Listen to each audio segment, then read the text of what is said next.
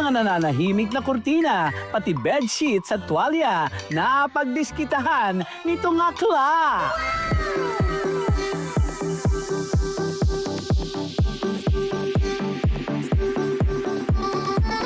What happened, Bella? I know, super Latina, right? Mga tela sa bahay ay hinugot, pinagkabit-kabit para maisuot. Mula sa gamit at pang-display, naging high fashion na pang-slay.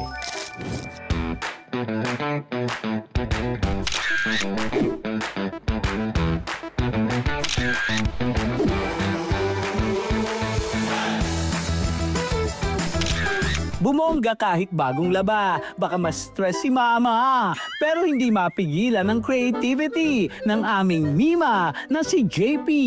I am 18 years old and I am an upcoming college student, which is nag-apply ako sa Eastern Visayas State University with the program Apparel and Fashion. Nung bata pa lang po ako, mahilig na po talaga akong magsuot ng mga kurtina, bed sheets, and blankets, and others. Ang kanyang mga iconic couture, kinabog ang internet for sure.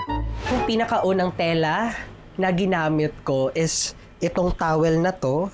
Starting yung January, doon na po nagsimula na nag-viral itong towel na ito.